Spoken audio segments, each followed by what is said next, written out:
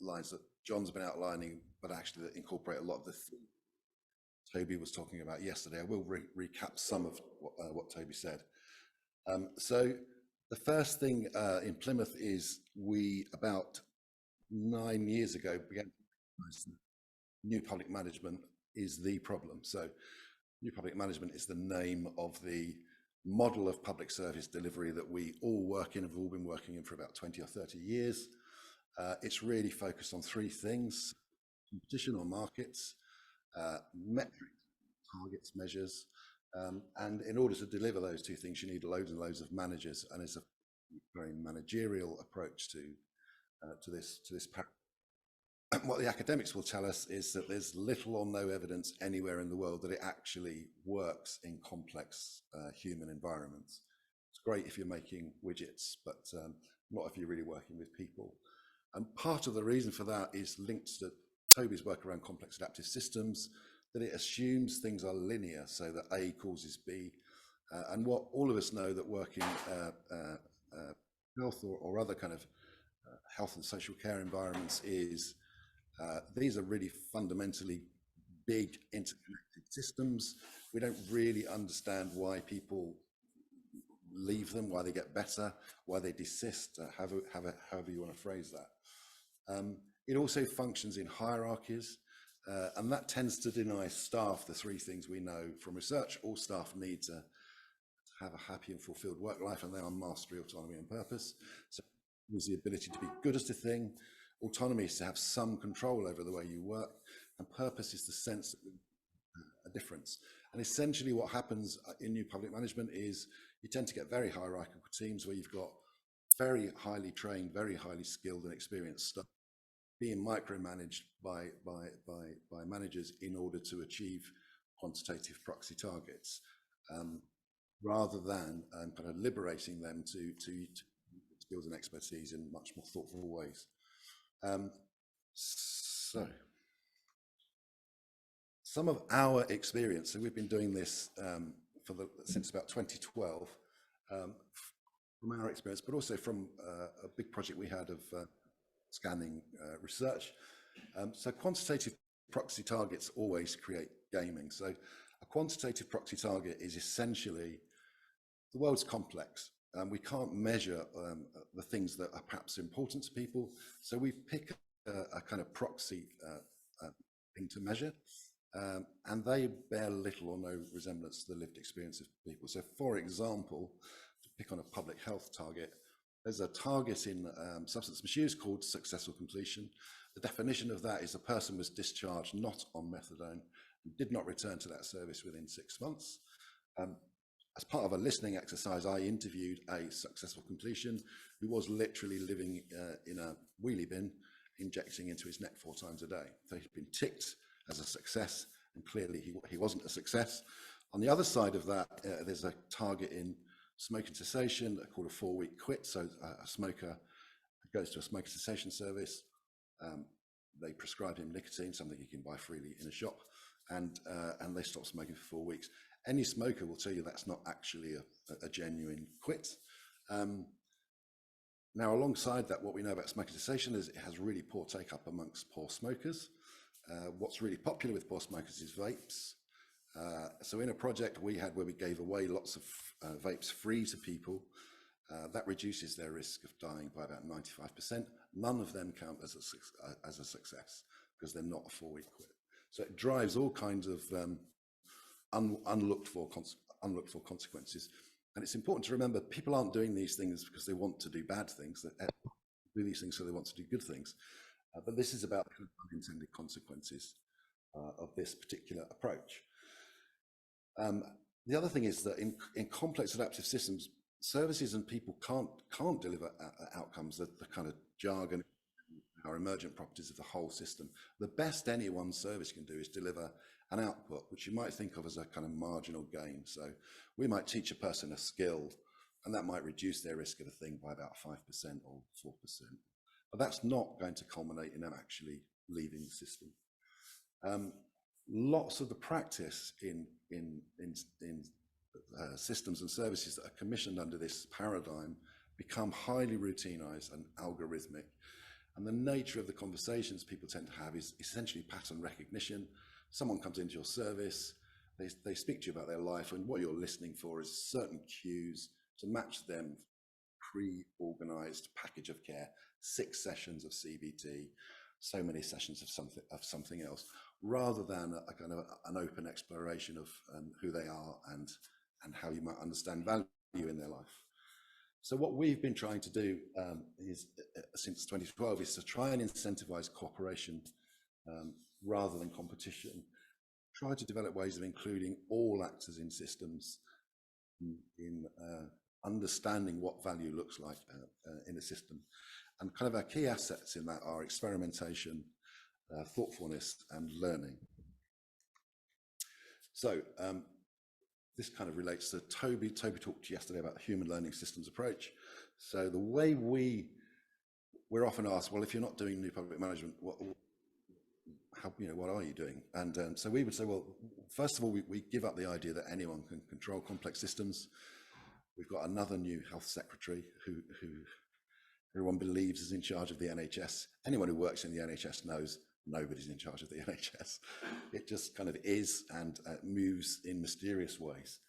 And really all you can do is embrace that uncertainty. And the way to embrace that is to take an approach which is based on building relationships of trust and empathy, or being human, look for connections between people, to focus on continuous learning and adaptation. So systems are constantly changing in space and time. You can't change that. So you have to be constantly learning about how the system is changing in space and time, so you can change in space and time. So we were doing things before COVID, much like John's just described, that we were kind of hugging ourselves in an ecstasy of self-congratulation about how good they were. And literally overnight, they became life-threateningly dangerous because of COVID. And we had to stop them. And that's a kind of gross example of things that are happening all the time in systems. So ideas of what does good look like is kind of nonsensical, because it's what good looks like today is not necessarily what good looks like tomorrow. The other thing is to take a systems approach, not a service approach. So if you think of using another NHS example, A&E is overloaded. Why is A&E overloaded? Well, one of the reasons for that is because primary care is broken. And then there are a whole other set of reasons about why primary care is not working. And they're all interlinked. So it makes no sense just to focus in a siloed way on individual building blocks. And the other thing is to give staff mastery, autonomy, and purpose at every level in the system, because we consistently find if we do that, everything gets better for everybody. So narrow measures like staff sickness improves, staff morale improves. We also save money in ways we didn't understand, really. So really, for us, it's about having a future which is bespoke rather than siloed. So this is a range of services that we've adopted this approach, or that I've adopted or led or been involved in Plymouth. There are a number of others which other people lead. It's important to say that although I lead quite a lot of this, there are other people doing other things. It's very much a team thing. So the Alliance for Complex Needs, which I believe Toby mentioned yesterday, is a partnership between the council and 25 VCSE services where all the money is pooled. It's a shared decision, unanimous decision making. It's an attempt to kind of mitigate competition and share power. Blue and Green Space, this is a massive project. So Plymouth's a very green city. It has the first national marine park. And this is about how we, as a council, take a curatorial role in our city and bring other actors and partners in to how we want to use green and blue space. We've used some of the approaches I'm going to be talking about in a second in recovery post the mass shooting in Kiam, where 7 people were shot and 5 of whom died.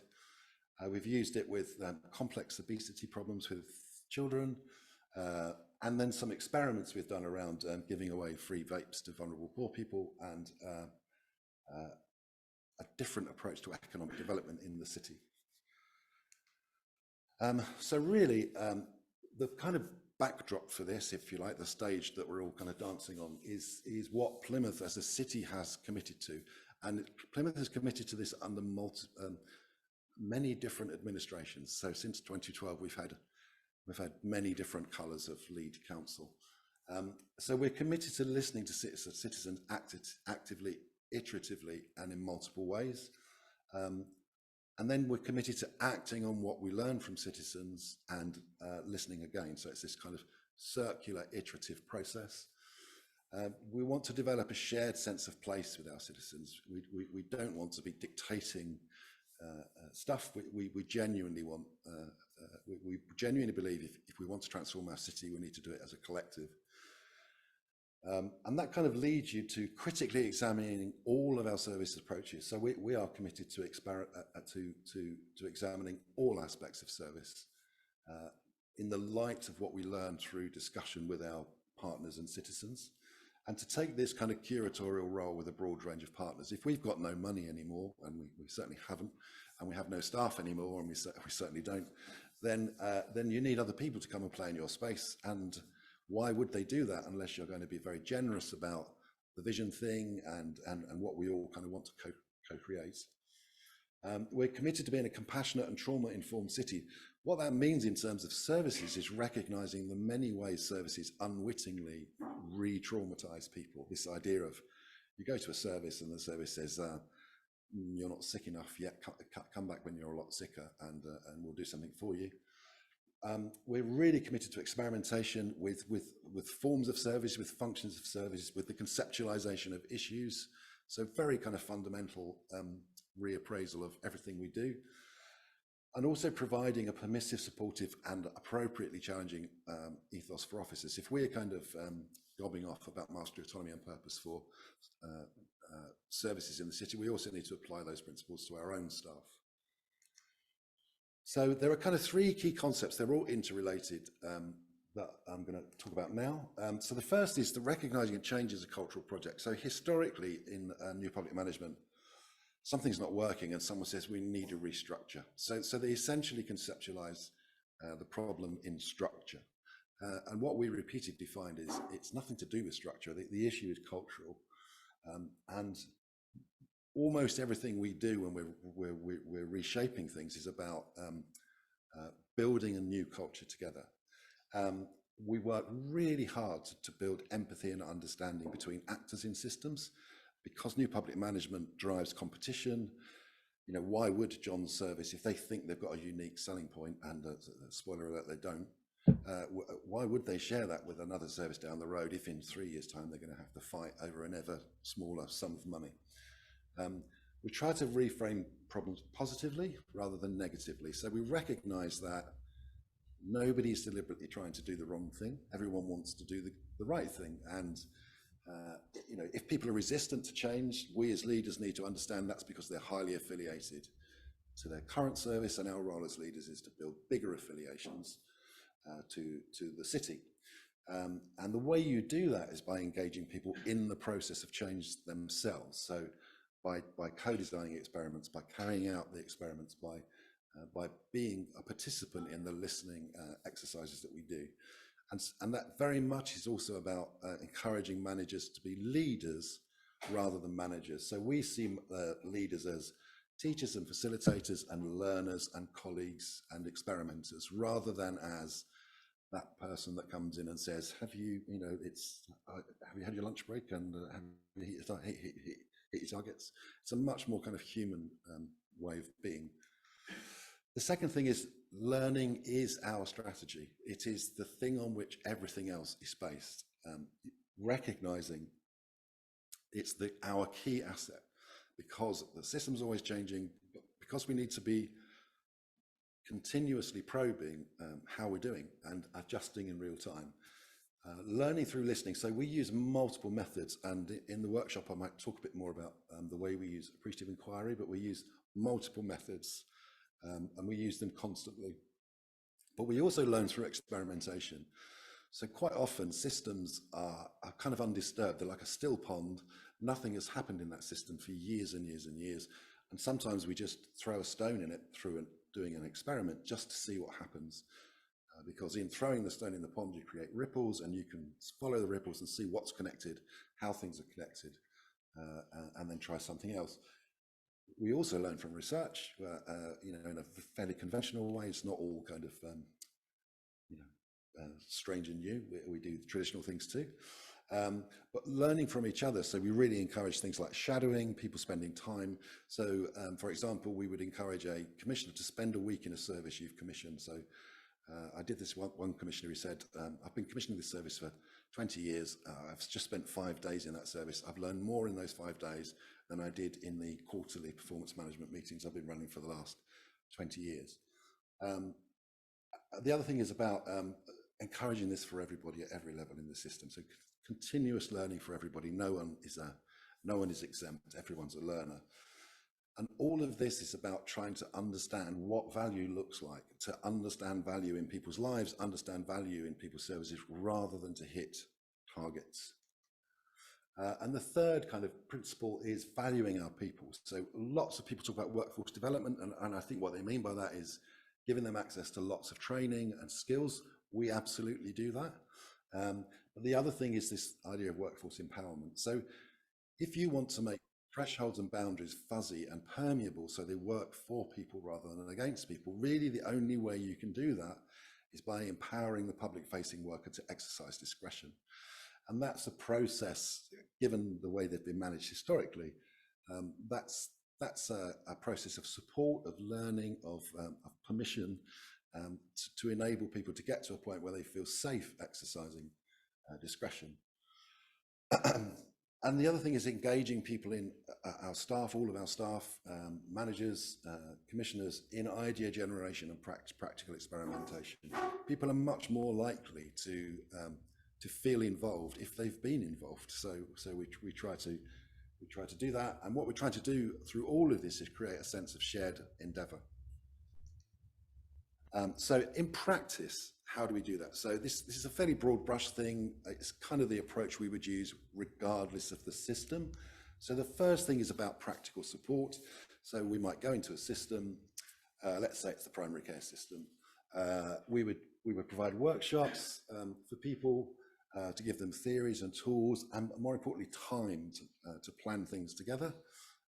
We would have several iterative rounds of what we would call field work, where we are going out and listening and exploring ideas in more depth, gathering more information as we learn. Learning labs, so individual coaching offers to people doing particular pieces of work in the system. Mass co-production, so we do so in the Alliance we do a thing called the Big Buzz every year. It's a big kind of several weeks of co-production where we speak to hundreds and hundreds of people. And all of this helps us build empathy, insight, and understanding for everybody in the system. It's really important that you try and everyone has a kind of common starting point.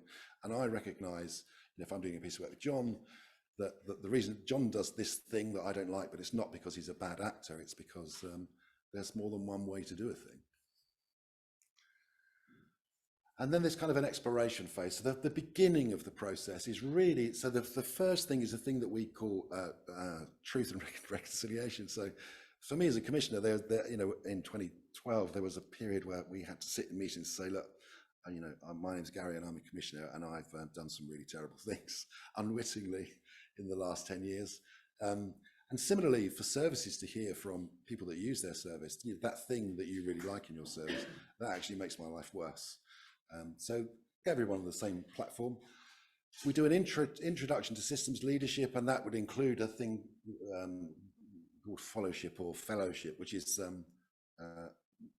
we pick the right person to lead the thing regardless of their place in hierarchy, and we encourage everyone else when they're not leading to be an active and collaborative follower.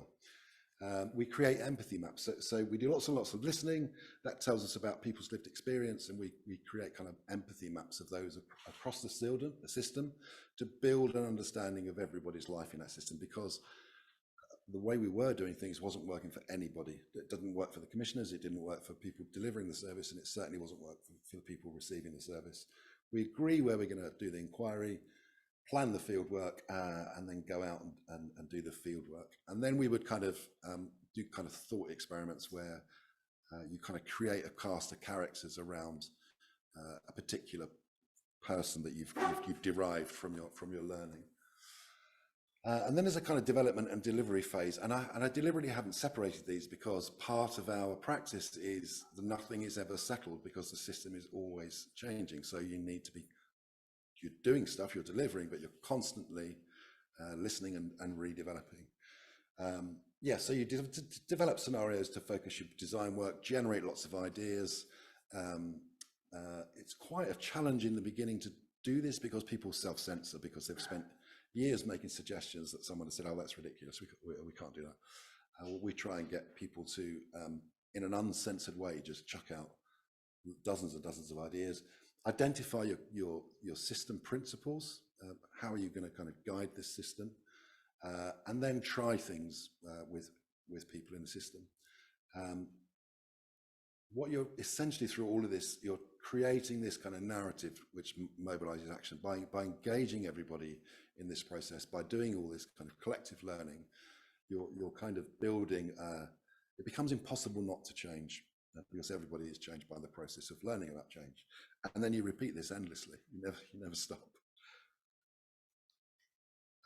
Just a couple of expanding points. So learning from listening, I cannot stress enough how much this is, how important this is. This is the fundamental thing which unlocks everything else. If you listen, and the way you listen really builds empathy, it builds trust, and it builds collaboration, but also the way you do it communicates value.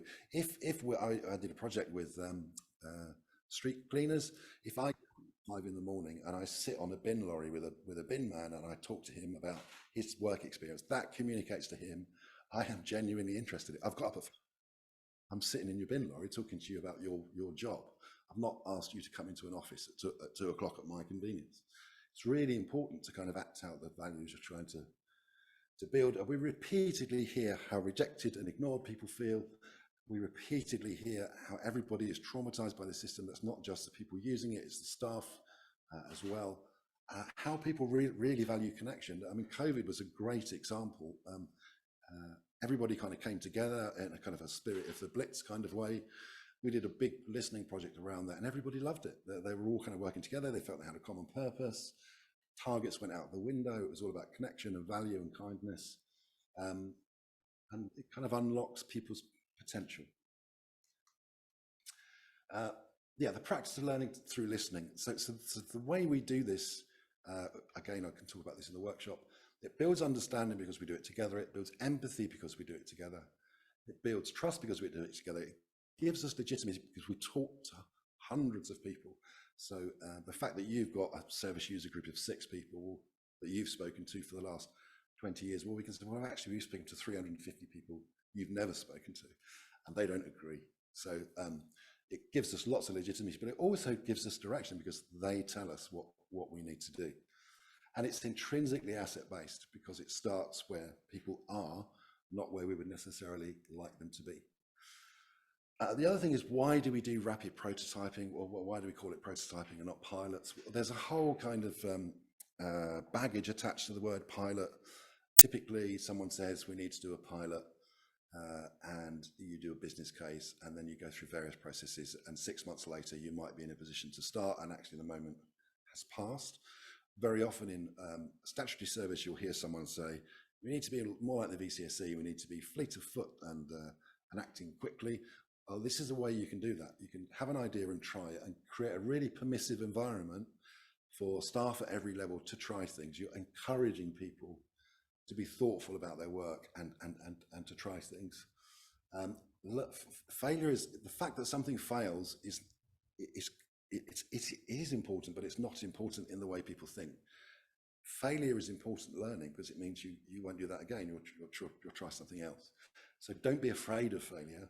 It kind of is failure. Yeah, fail fast and learn. Take risks quickly, and some of our wildest and most transformative ideas have come through this process of really kind of quick experimentation. And it really kind of creates an energy which becomes unstoppable, becomes really infectious. At the beginning, you'll find just a few people want to try stuff, but over time, it becomes this really infectious thing that everyone wants to have a go at and everyone wants to try because everyone has ideas, and it becomes really infectious. So what shifts are we trying to make? I won't kind of read this out, but it's the kind of things you'd expect, really. It's a little bit motherhood and apple pie, but these are genuinely what we're trying to do. We are trying to create a shared endeavour and shared responsibility, and a city where everyone feels they belong. So a couple of things. One of the things I'm asked about most often is how do you reach an agreement, particularly in an alliance, this thing of 25 services. There isn't really any magic to any of this. It's just relentless iterative discussion, reflecting back on the learning you've done, your field work, engaging decision makers in the listening process. Very often it might be a very senior person that blocks it. If I can get them to go out and do some listening with us, it generally unblocks it. Identifying cultural differences. Very often disagreements are about cultural difference. They're not really about substantive difference. And if you can isolate those and discuss them through, you can generally resolve them. And then if you are stuck, well, then run two horses, try two experiments from the different points of view and see which one works. Some of our learning is, this is kind of the last slide. So we reached a point in Plymouth where we realized everything we'd done in the past was what brought us to where we were, and where we were was not a good place. But we no longer had the money and staff to do all the things we had historically done, and our staff could not behave in ways they had behaved before. And so doing more of the same, being ever more technical about targets or ever more competitive around markets, was not going to unlock the shift, the paradigm shift that we were seeking. And a really key part of that was this move to the idea of a council as a curator of a place, rather than as the authority in a place. Essentially, that's about sharing power. I mean, I would say almost everything we're doing around how we redo commissioning is about finding ways to share power. Commissioners sharing power with services, services sharing power with the people they serve. So for what we found is that this kind of organizational humility, where we don't know everything, we do need help. It brings in more partners. It's also brought in more money, more funding. If I'm reminding of a service in the Alliance that gets the smallest take from our budget, they get about 50k a year. But because they're so fundamentally involved in designing the whole Alliance, they spend £500,000 of their own money in our city, which they previously didn't. And we find that kind of all the time. The other thing is, once you start down this road, it really spreads fast. So you start off as kind of an outlier, but we save money. We never kind of set out to save money, but we find we do. We become more productive. Less time is wasted, and essentially that means we save money. And lastly, the work is harder because I can't just point at something and blame someone else. But it's much more rewarding. And one of the kind of indicators of that is when we do this in systems, staff sickness tends to significantly drop off, and staff well-being surveys tend to significantly increase. And that's me done. Just before I hand over to John, so happy to talk about any of this in the workshop. I was going to start by talking about some of the practical examples of learning through listening, and in particular, the use of appreciative inquiry. So I'll hand over to you now, John.